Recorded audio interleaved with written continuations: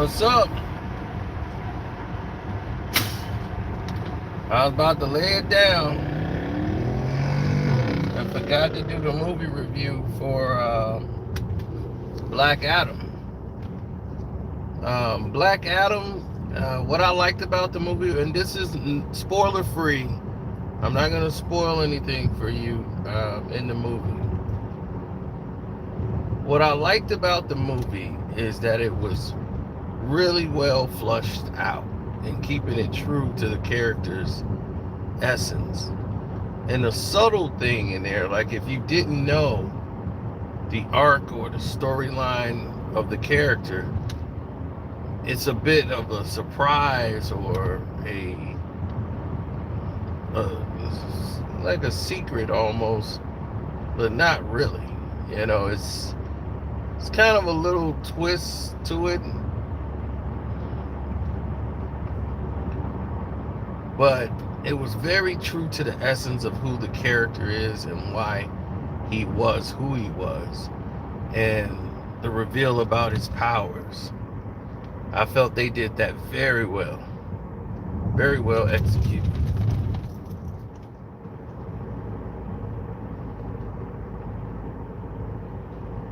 I never felt that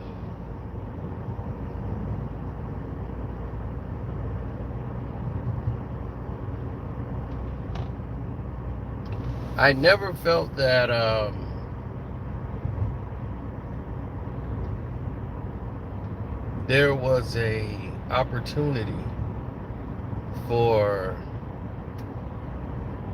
any type of wiggle room, you might say, for there to be any disappointment. It was so much action. It surprised me how much action they had, and I thought it would take away from the film, and it didn't. It was continuous. There was no real break. That even when the action stopped, you was still in the moment where something could go down at any time.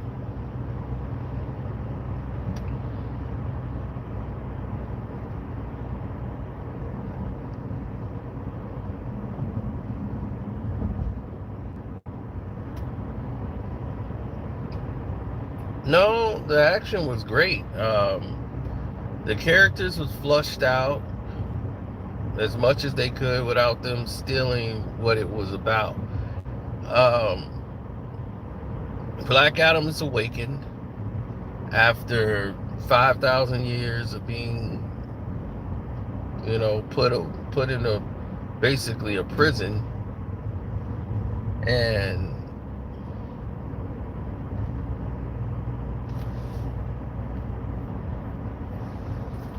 since he's been gone for 5,000 years, a lot has changed. Within those 5,000 years,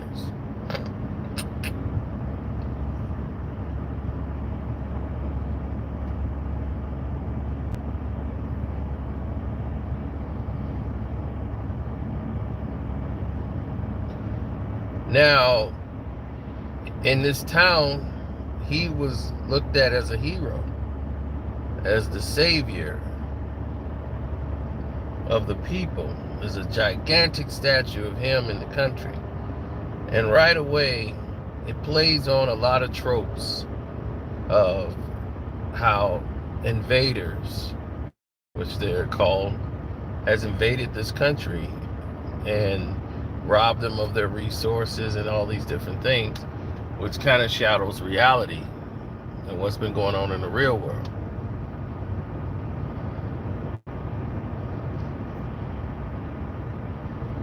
Oh, you know I'm not going to tell you that. You know I'm not going to give you the secrets.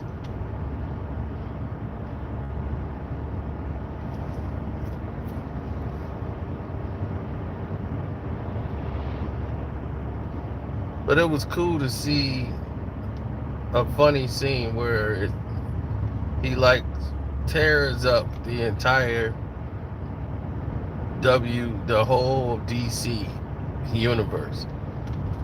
It's like a foreshadowing.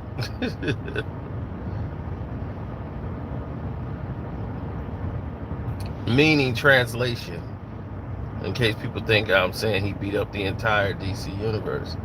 No, it was all these posters in the room. And as he was fighting this guy, he was like punching through him like a Batman poster, Aquaman, Wonder Woman, Superman logo.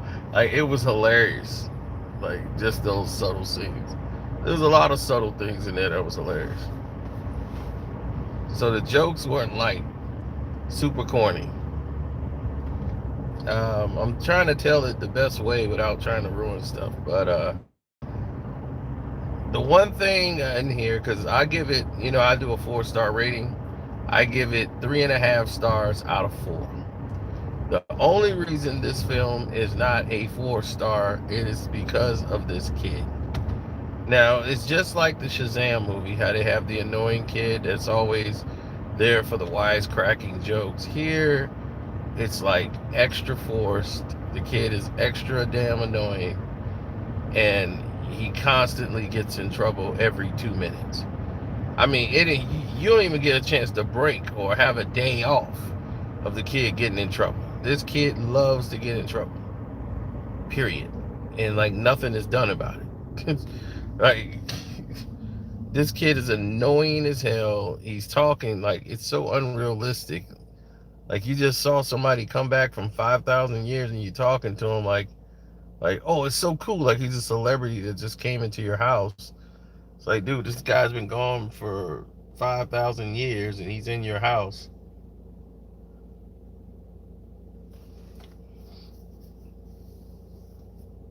Yeah, it was nuts.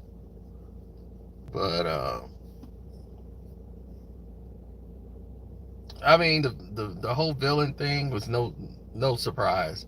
They tried to pull a surprise, but this person was guilty all along. Like there was only one thing he could be, and that was a villain.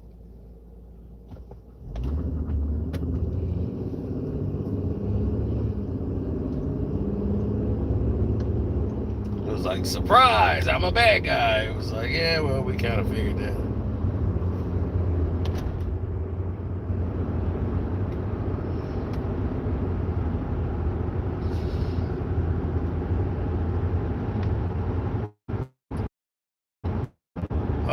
Will there be a scene? Yes, they're gonna build up to it.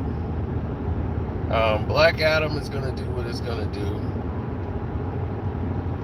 But the movie was pretty much condensed in one area, and I think they did that on purpose. I would love to see the movie like vastly spread out within the universe, but it's like they strategically wanted to keep Black Adam right there in that, like he was on a 4-block radius. Let's just say that he was on a 4-block radius. He wasn't going too far, and I wanted to kind of see the scope of it expand a little bit, but he kind of like just stayed in that area, and I can understand him doing that because he's been gone for 5,000 years. He hasn't really seen the world.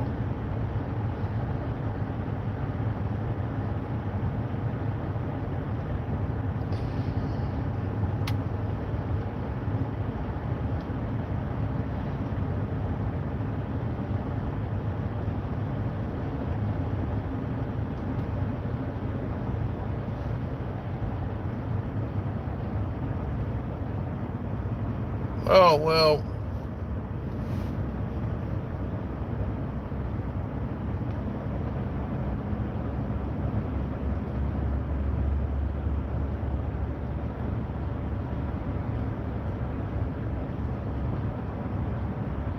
he's not a superhero. He's an anti-hero. He never asked to be a hero. That was never in the cards for him.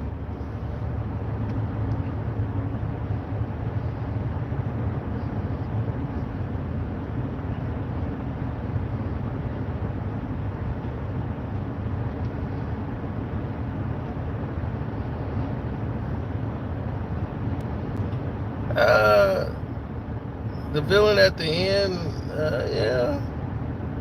I mean,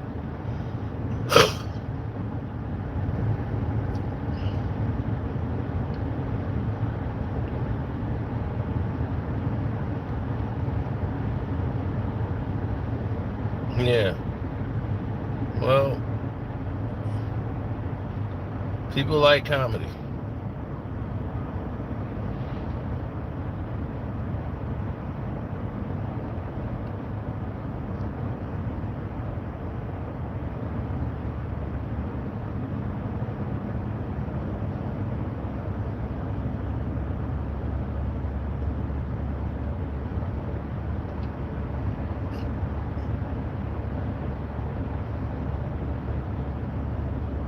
Oh no, there's gonna be a movie in due time where there's the Flash, Shazam, and then probably a DC like the Justice League or something, and they all fighting together or against Black Adam.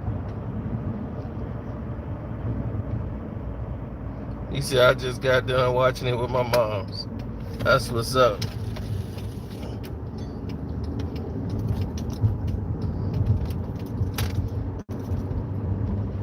Yeah, that kid was annoying as hell. I wanted to punch that kid so bad and choke him. I'm like, first off, they were trying to reiterate that this is their problems. That's her kid. This is their law, their problems. Let them handle it. Yeah, I couldn't stand that kid. He the reason I didn't make this a full-stop movie, but I love Black Adam. Because he had my attitude through the whole movie, except for I'd have been up out of there quick. I mean, Aldous Hodge he was good too.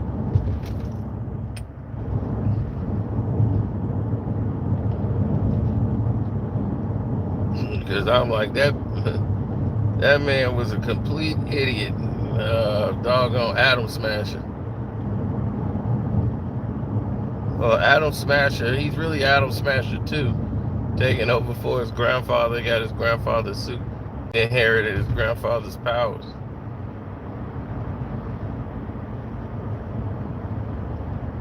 He came in there with that Atom Smasher and couldn't do nothing. Oh yeah, Pierce Brosnan was great, but he's James Bond. Of course he gonna deliver.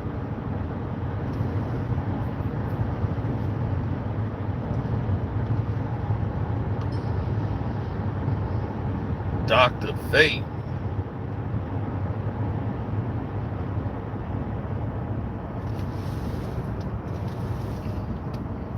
Yeah, but Dr. Fate in the comic was way powerful. But he's at the end of his rope here. He's like 100 years in. But in the comics, Dr. Fate was, woo! He was something.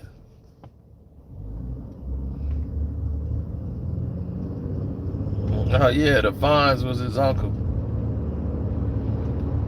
The original Atom Smash.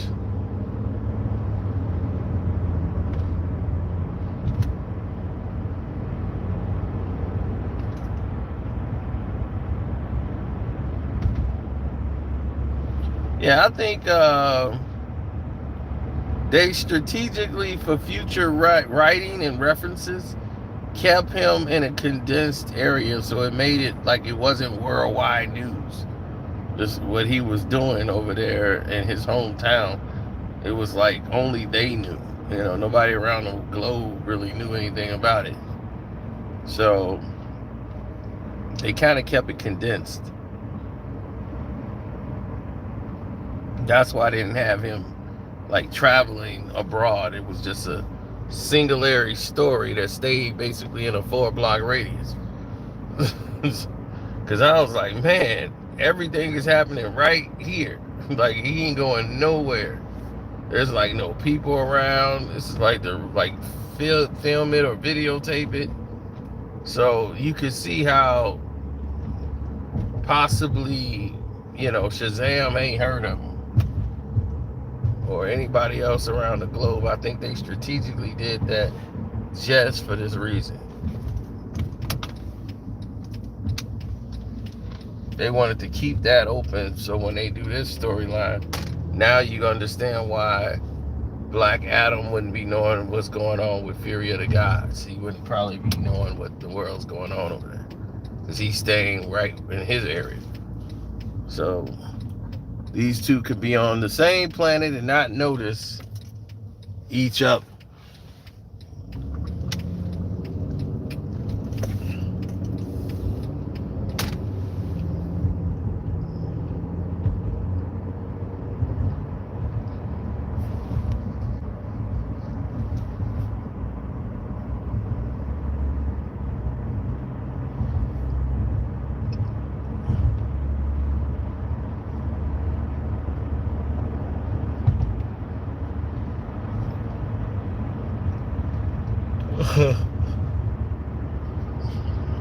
No, DC might be doing a spinoff. Not putting them in another movie, but having a spinoff with them with HBO Max, with Justice Society.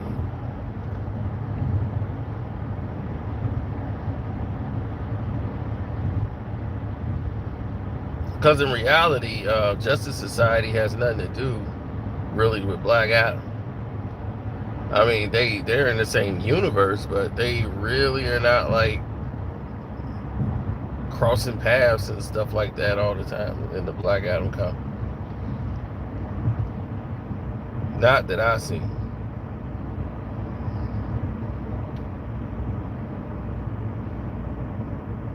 Oh yeah.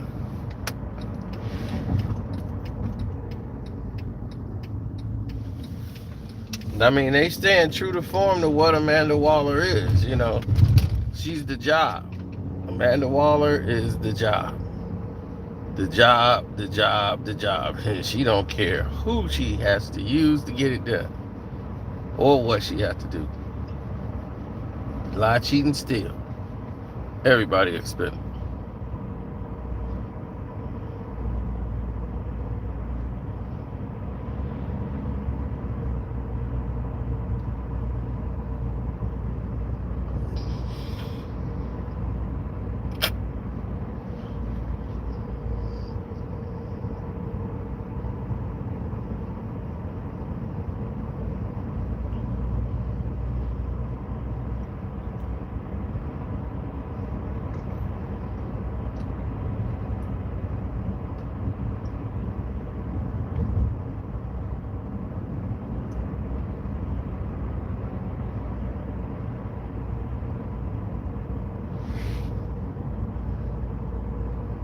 Oh yeah, something's gonna go down and it's gonna be epic.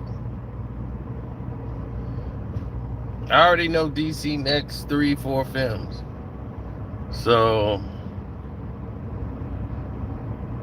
the Rock has been given full reins. They wanted him to play a cameo.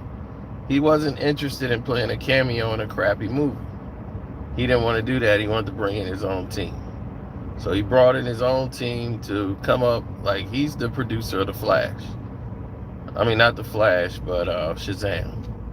So Shazam only exists because of The Rock. The Rock made that happen. Says Shazam needs to come out first, then Black Adam. It has to go in that order. And I'm going to do Shazam. So everything was working based off Shazam. And Shazam was a success. The first one.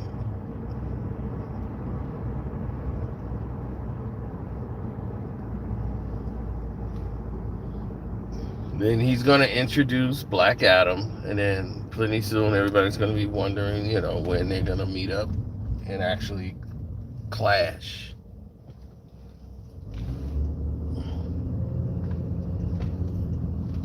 That's the purpose. That's what they want.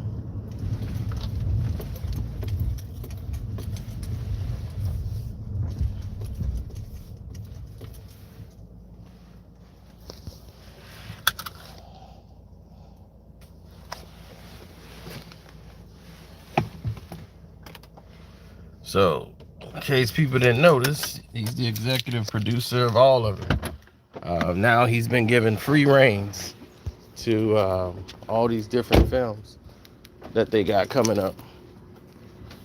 So this is his pet project. Warner Brothers, they basically said, look, get Dwayne the Rock Johnson anything he wants.